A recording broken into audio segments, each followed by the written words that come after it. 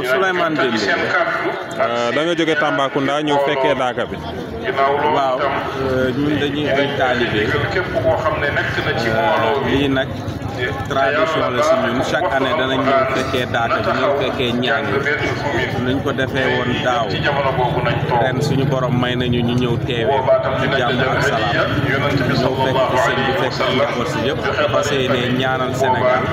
ñaanal suñu bopp ñaanal suñuy njaboot Sénégal yàlla def ci naataange def ci tawféex. léegi yow daaka bi le fait que communauté yëpp di fi daje ak yooyu selon yow ban jàngat nga ci am. waaw lii day wane ni rek sëñ bi wooteem moo nangu parce que sëñ bi maanaam l'islam la fi nekkal te l'islam nag amul frontière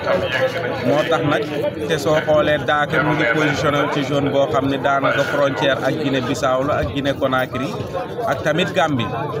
l'islam nag bu wootee amul frontière te sëñ bi nag lii la woote woon kon tey suñu borom rek moo nangu wooteem kon dañ ciy sant suñu borom bu baax a baax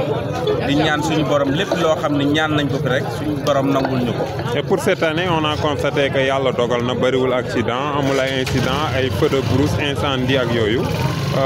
noo jàngatee aussi maturité boobu pèlerin yi am bay éviter yooyu. waaw loolu sant suñu borom la parce que tamit am na ay ndigal yu bëri am na yu bëri yoo xam ne tamit tere nañ ko fi parce que fii lu fi doon gën a andi jéeye yi daanaka mooy gaz yi ren moom yooyu yëpp gisuñu ko fi parce que tamit mënuñu nekk en plein brousse nga xam ne fii digg àll la ñax bi ak yooyu yëpp ñu bëgg ci boole yenn yi te tamit vraiment gis nañu waa sapeur pompier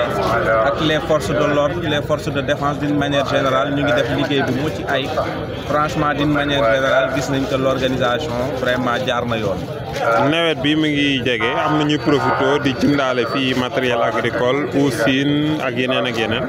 est-ce que rafetlu nga aussi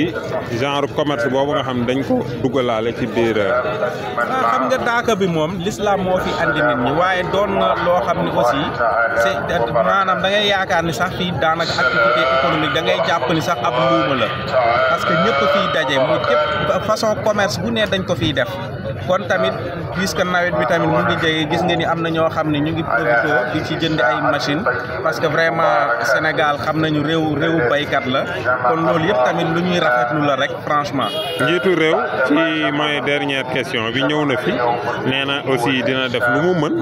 pour affaire religieuse direction bi gën a am doole waaye itam ba tey ñu def promotion tourisme religieux au Sénégal. waaw loolu de lu ñuy rafetlu la parce que l'islam moom Sénégal ji lu ñu war a dooleel la parce que Sénégal moom wax dëgg yàlla dafa doon réew l'islam la kon ñun mënuñu def lu dul rafetlu lu président de la république wax ñu fas yéene nag gunge ko ci jàppale ko ci ñaanal ko ci tamit yàlla may ko ci ndam bu baax a baax.